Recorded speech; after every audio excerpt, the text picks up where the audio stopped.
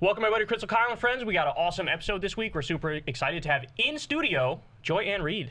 Hello. Thank you so much for joining us. I was really looking forward to this conversation. Same here. I'm really glad that we could make this happen. It is so good to see. I love you, Kyle. I think you're great. But this is my girl. It's like a reunion. That's my girl too. The Ms. Now family. Because it's not MSNBC anymore. I still that is so weird for me to wrap my head around. Yeah. And we'll get into all the MSNBC stuff. Because I'm curious your view of the different eras at MSNBC as well. So yeah.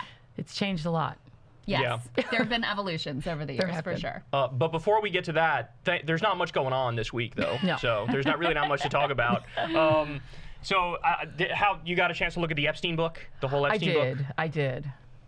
What the fuck? What the fuck? What the actual? What? The one that got me was the one where it's the picture. It says it's like Epstein in 1983, and he's holding balloons, and there's little girls. This is the one that is the creepiest of all. I mean, I thought the Trump one was gross. With the check, right? With the check or the letter? No. The one with the signature. The sketch with the signature. Okay. The naked lady. Okay. Naked lady or prepubescent girl. Right. Prepubescent girl. But the one with him off to the side with the balloon kids.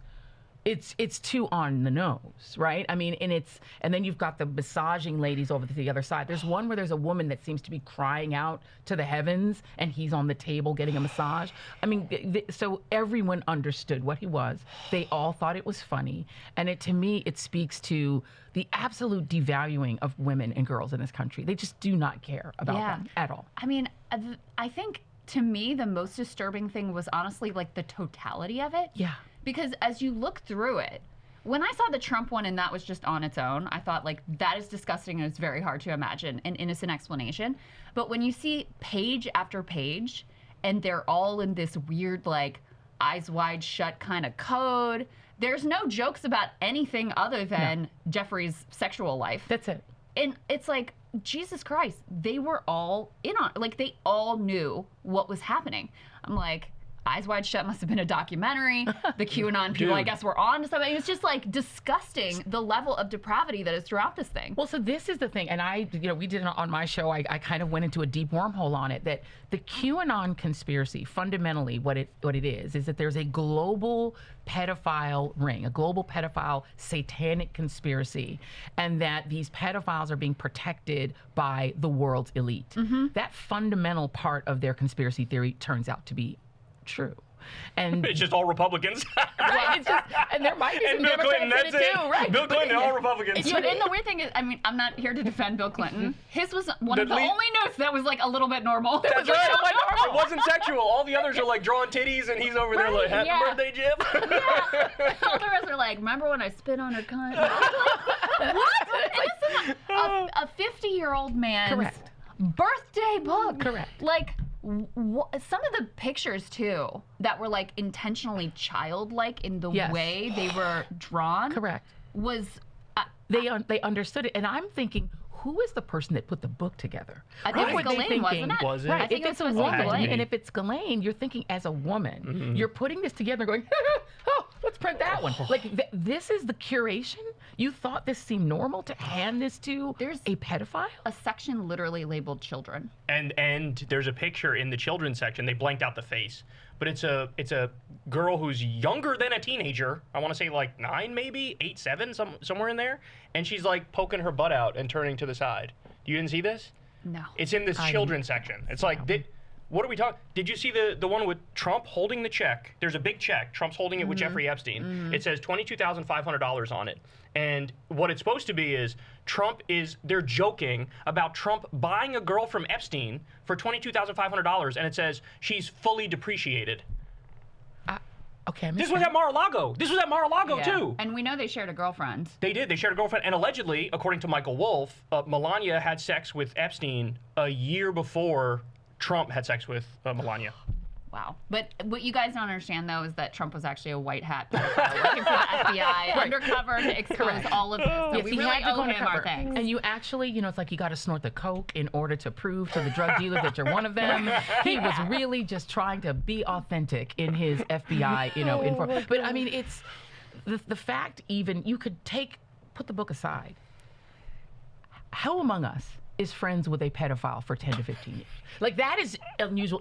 And then who among And us like is besties. besties. Right. Yeah. And then also friends with John Casablancas, who That's was right. also a predator. Yep. And then also Who friends he admired, who he looked admired. up to as like a role did model events for with. his own Trump modeling agency, which is modeled after. Correct. Yeah. Let your daughter at 14 be represented by John Casablancas, Ivanka. That's who represented Ivanka. right. And then also friends with Jean-Luc. What's his name? Jean-Luc Brunel. Jean-Luc Brunel. So you're friends Pedophile, with yep. 2. Okay, so you have multiple friends that are pedos. Like, that in and of itself should raise some suspicions among the QAnoners. I don't know why they can't make that shift to see that the thing that they feared is the guy they thought was cute. Let me tell you, they drive me crazy. Like the Rogan Sphere, the Tim Dillons of the world. He'll do 3 hours on Jeffrey Epstein, but he'll conveniently leave out all of the Trump facts about Epstein that are like, here it is. Here's the core of your conspiracy. I literally make a list that I brought up on my show all the time. Epstein was Trump's best friend for a decade. Trump was on Epstein's plane 7 times that we know of. It was probably more than that. The first time Trump and Melania had sex was on the Lolita Express, the pedophile plane. I have a list of like 30 things. Like, here are all the connections between Trump and Epstein. Somehow it never gets brought up in Tim Dillon land and Joe Rogan land and all the Rogan Sphere people. Right. And if there was some sort of, either CIA, Mossad, or both connection, which, by the way, there is another entry in there that's like, we think Jeffrey's CIA inside the birthday book. Yeah. Then, the person you'd be most concerned about being compromised in that regard would be the president of the United States. Right. That's right. And so, I know you guys saw J.D. Vance when the initial reporting about the birthday book comes down. He's like, how dare, this is defamation, this doesn't exist, blah, blah, blah. And now they're on to like, well, that signature doesn't look like Trump's signature. I mean, like, the level that they're willing to just completely make shit up, lie, throw things against the wall. Oh, he's an FBI informant, actually. He was like doing good. He's trying to this save the isn't him girls. at all. Yeah, it's all just, let's just talk about Bill Clinton. It's just wild to me that anyone buys this shit. And yet, plenty do. Plenty actually are buying. It's a Democrat hoax. It's Hillary Clinton. It's Jim Comey. Like, what? Well, there's a Jim Jones factor to Trump's support, right? right. I mean, that's right. They will not believe anything about Jim Jones until the Kool-Aid is literally down the gullet, right? They won't do it. But I feel like the other piece, and this is where I have to say our old industry, mainstream media, is failing completely. More Perfect Union has done more in-depth reporting on the financial aspects of it. The Bear Stearns, J.P. Morgan, the fact that it appears the banks, right, they also knew what he was doing. But this 40% Bear Stearns owned company that Jeffrey Epstein was operating to help billionaires hide their money, that continued operating even after Bear Stearns took down our economy. Make those connections. Like, that's the investigative journalism that I would like to see companies with all of these resources start to do. Make the connection for me into J.P. Morgan. Make the connection with Bear Stearns, because this tanked our economy. And it appears that the same entities that took our economy down in 2008 in the Great Recession were fully aware of Jeffrey Epstein's activities. And on top of that, when he got his sweetheart deal in Florida and was able to serve a shortened 18-month sentence for being a pedophile and go out every day to go to work at his nonprofit, apparently he was helping the government by turning in other people that were involved in financial shenanigans. So it's like, those are the connections that people don't want to make, in addition to just the discarding of these young girls. 8 billionaires were in the birthday book. 8 billionaires. New York Times just yesterday did put out a pretty comprehensive look at J.P. Morgan. Yeah. And some of this was in the public domain already. Julie K. Brown, Miami, what is it? Miami Herald? Miami Herald. Miami Herald had revealed a bunch of this, but when you read through it, you're exactly right. They knew. Like, it was flagged multiple times. They had conversations up to, it sure looks like Jamie Dimon, though he, won't admit it, and, there's no direct record of it. It looks like it from the email traffic, et cetera. But he was introducing them to all these wealthy men. So Bill Gates is being brought in as a customer. Elon Musk is being introduced to them. Oh, Benjamin Netanyahu is being introduced to them via Jeffrey Epstein. And so they actually said in some of their email traffic, they were like, well, if all these rich and powerful people are still willing to do business with him, like, who are we? Who are we? Who are we to kick him out? And then the other piece is, one of his main defenders at J.P. Morgan was this guy, Jess Staley. And Staley is fully implicated. There's some disgusting emails that go back and forth between him, Staley, and Epstein, where Staley says, oh, I had such a great time. Say hi to Snow White. Oh, God. And Epstein replies, something like "Glad you had a good time. What character would you like next?" And he says, "Beauty and the Beast." And this is the guy this is New York Times reporting, and it had been reported before. This is the guy who's his protector at JP Morgan. Good God. So, yeah, I mean, you see the way the whole thing worked. All the wealthy and powerful men around him serve as validation that, oh, he belongs in these circles because these people will vouch for him. Yeah. And then he, who knows what he knew about Just Staley. So Staley is not going to be the one to kick him out of the bank because he doesn't want all of his exploits of whatever that is to be revealed. So that's how he ends up, even long after this non-prosecution sweetheart deal that he, where he had to register as a sex offender. And you've got all of these transactions, cash transactions going out to Eastern European girls in the former Soviet bloc. Oh. They know what's going on, but they are just making too much money and to compromise themselves. That's sex trafficking. That's sex trafficking. That's not just absolutely. Like the cover story. 100%. You know this. The cover story they say is, oh no, Epstein himself was the only creep. He was the perv, and all the sex trafficking was to him. Yeah, no, he was the only customer of it. Right. No, I mean it's clear that the young women were just part of the sort of grist for these billionaires. I mean, there is this argument of should there be billionaires, right? Should billionaires exist? And I say no. Well, I mean, this makes your case, right? I agree. Because at a certain point, you have so much money that you're just bored. Right. And the things it takes, it's the same way in which we need increasing violence in movies for people to be moved by it, right? You go back and you look at an old movie, like, the Jason movies from like the 90s, people are like, yeah, that's not even scary anymore. Like, you need more blood, you need more violence, you need, and these people are so rich that they cannot entertain themselves with normal pursuits anymore. They get to the point where it's almost impossible to be a moral actor. Yeah, and it undermines the existence of billionaires undermines democracy. Because when you're wealthy enough, you can just buy the politicians and get them to do your bidding, and now it no longer matters. Yeah. If 90% of the country wants this policy or that policy, they don't care. No. They don't care. I think it also makes you a sociopath. Totally. There's research on that. There is research on it. And even beyond that, like if you are, Elon Musk is on track to be the world's first trillionaire. Yeah. Right. If you have accumulated that much wealth above and beyond everyone else, you have to tell yourself a story about why you're so vastly superior that, you can see people who have nothing and are struggling day to day and that you deserve what you have.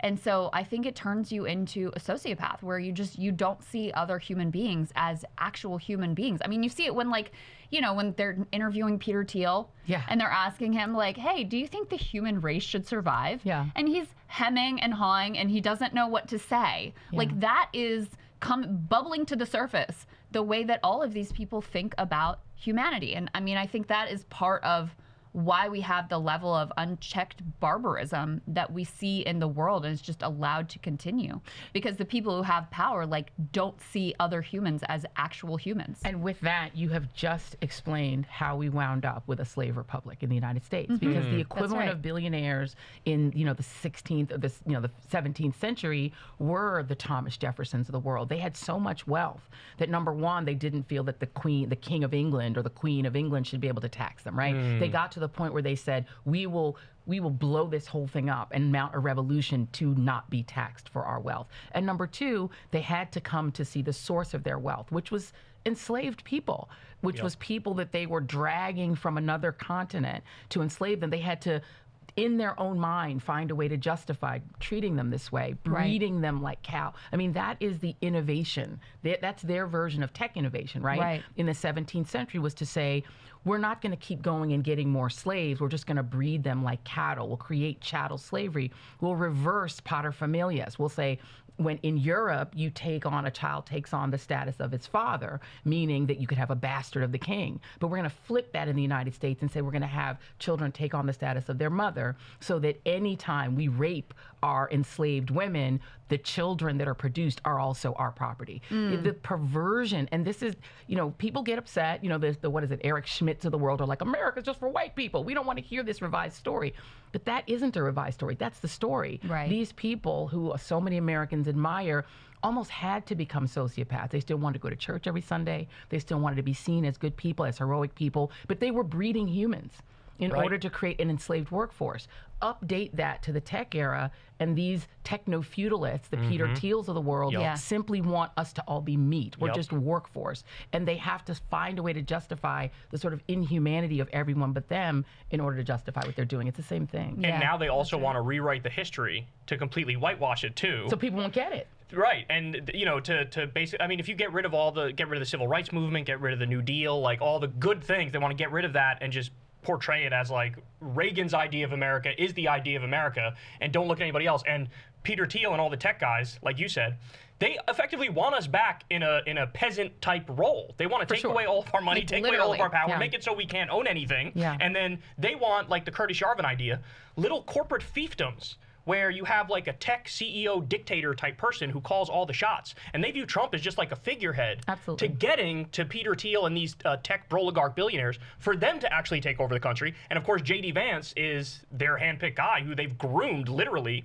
to lead them. And Trump is an easy person to, I mean, Trump in many ways is kind of the perfect sort of avatar for this, right? He wants nothing other than to meet his sort of 2-year-old era needs, right? He's like a child. He just has needs. And he wants to be loved, he wants to be worshipped, and he wants to be a billionaire. And through his own sort of means, he can't become a billionaire because he's just not good enough at business. He just, if we're being honest, you know, if you inherit $300 million and then go $900 million in the hole, you just actually are shitty at business. He's a shit businessman who always relied on his inheritance, taking his family members' inheritance, trying to steal it. And since he wasn't good at that, what he's good at is performance.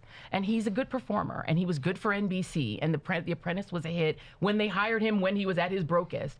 But he makes other Americans feel like they could be him, right? It's like, ooh, I can have a silent European bride. And I can have, you know, and he now is getting to live his bucket list. He's a billionaire. Crypto money. He used to say it was a scam. Now he doesn't think it's a scam. Right. His now useless kids are billionaires. Exactly. They made $3.5 billion in the crypto scam. $3.5 billion, Crystal. And the reality is, and this is now I'm going to break news, and I would break this news only with you guys. Bernie was right. Hey guys, we had an awesome conversation with Joy-Ann Reid, formerly of MSNBC. She was let go potentially over Israel and Palestine. We really got deep on all the different issues: Trump, Epstein, Israel, Palestine, new media, old media, and everything in between. So do yourself a favor. You definitely want to see this entire interview. Sign up below on Substack. You don't want to miss it.